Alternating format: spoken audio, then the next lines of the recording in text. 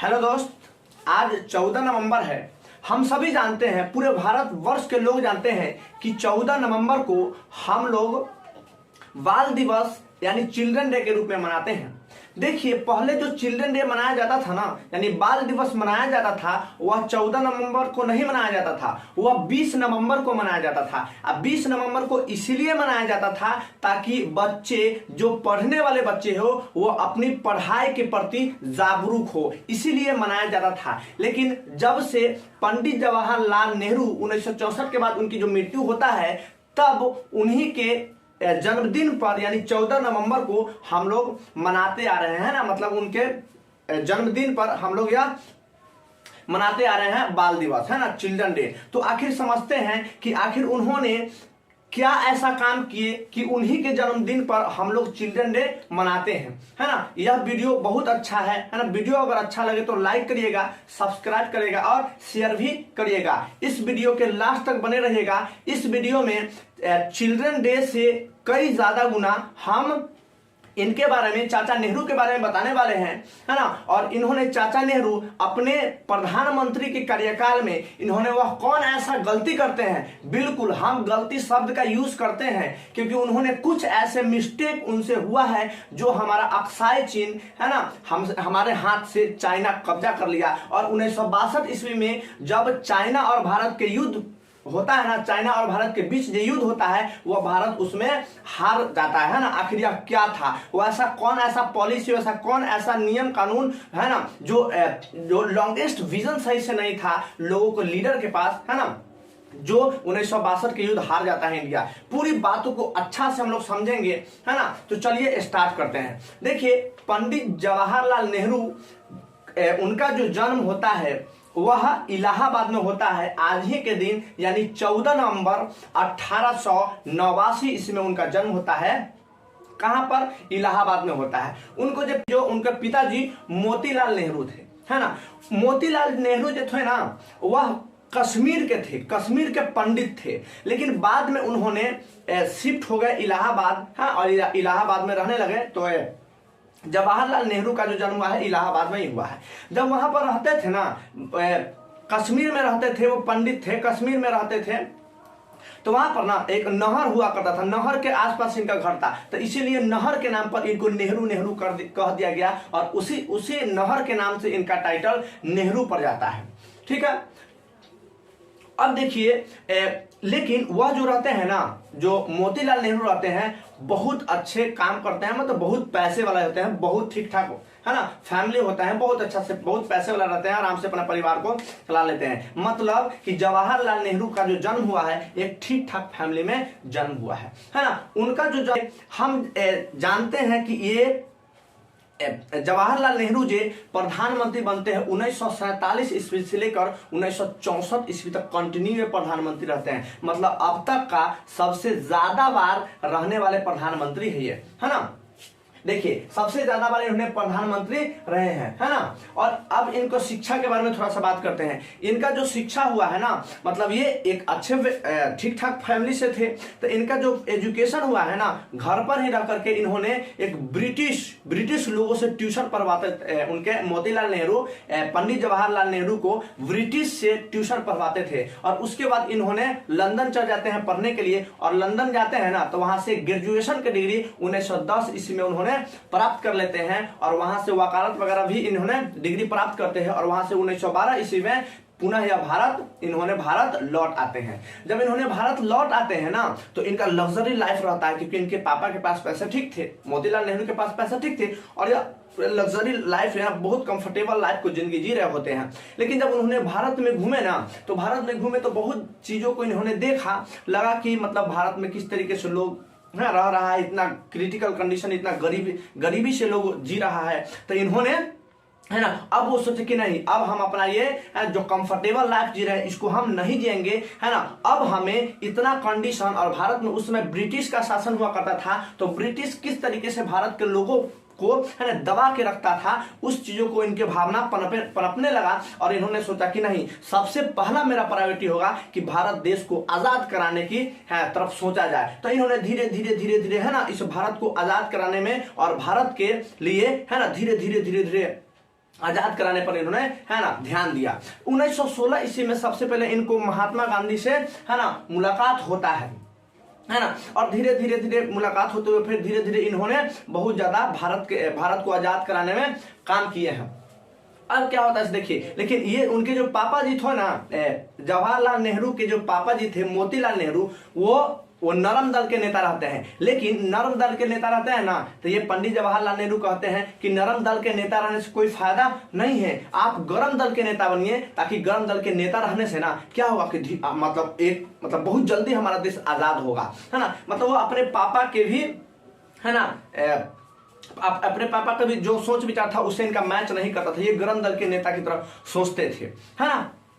तो अब देखिए, जब उसी दौरान है ना, मतलब 1916 ईस्वी में ही इनको शादी होता है कमला से, है ना, कमला देवी से इनको शादी होता है, और 1916 ईस्वी में शादी होता है। 1917 ईस्वी में है ना इनके एक पुत्री जन्म लेती हैं जिनका नाम इंदिरा प्रियदर्शनी, ठीक है, इंदिरा प्रियदर्शनी, जिनको हम आजकल इंदिरा गांधी के नाम से भी जानते हैं, है ना। यानी समझिए कि मोतीलाल नेहरू के बेटा हो गए कौन, जवाहरलाल नेहरू, और जवाहरलाल नेहरू के बेटी हो गए इंदिरा गांधी, जो उनका इंदिरा गांधी का पुराना नाम था क्या नाम था, इंदिरा प्रियदर्शनी, ठीक है, इंदिरा प्रियदर्शनी नाम था।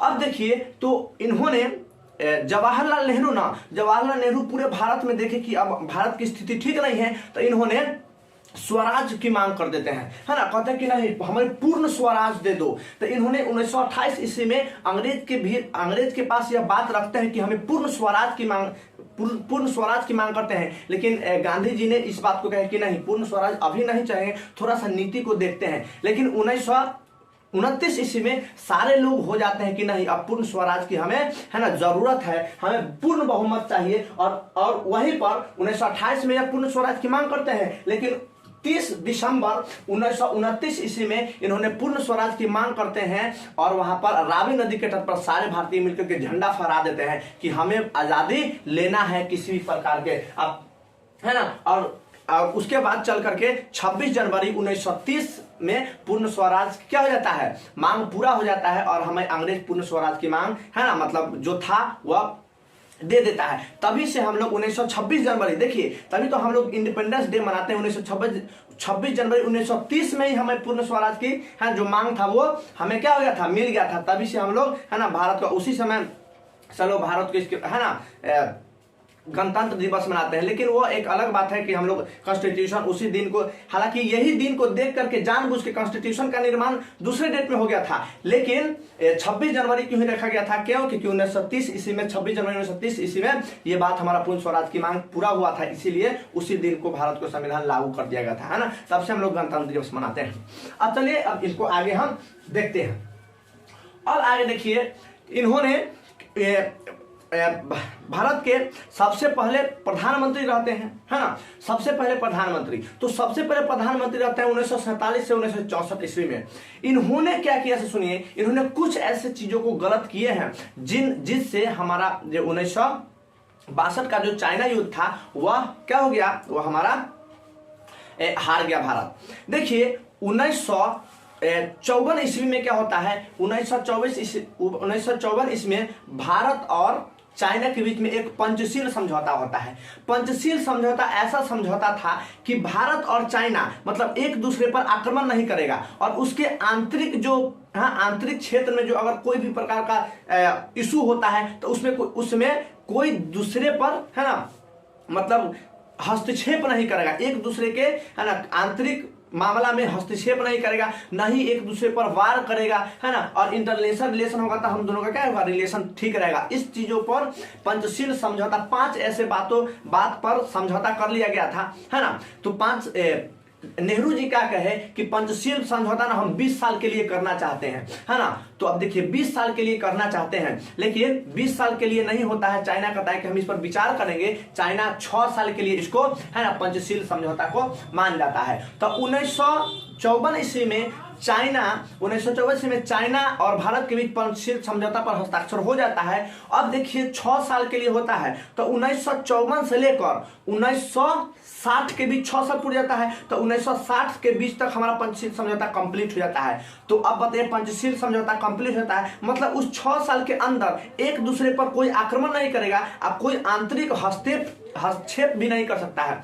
लेकिन उसी समय क्या होता है, इस चाइना क्या करता है, जो तिब्बत वाला एरिया है ना, उसको 1959 ईस्वी में उस पर आक्रमण करके तिब्बत को हड़पने लगता है। बस वहां का दलाई लामा रहते हैं धर्मगुरु, दलाई लामा आ जाते हैं भारत। अब भारत में उनको शरण दे देता है कि चलिए आप हमारे भारत में रह जाइए, कोई बात नहीं, वो हड़प लिया है। तो अब तभी से भारत और चाइना के बीच जो रिलेशन होता है वह खराब हो जाता है। तभी से धीरे धीरे रिलेशन बहुत ज्यादा खराब होते जाता है। चाइना का कहना था कि यह हमारा आंतरिक मुद्दा था, यह हमारा आंतरिक हस्तक्षेप तूने हमला तो क्यों किया, है ना। भारत से कह रहा था कि यह हमारा आंतरिक मैटर था, आप इसमें क्यों हस्तक्षेप किया, आप उसको क्यों अपना शरण दिए, है ना। तभी से चाइना और भारत में थोड़ा सा खटकने लगा। हालांकि उस समय जवाहरलाल नेहरू बहुत भारी गलती करते हैं। उस समय बताइए, किसी भी देश को, किसी भी एक क्षेत्र को, अगर बताइए अभी दौर क्या चल रहा है स्वतंत्र देश चल रहा है ना, मतलब इंसान को अपना आजादी है।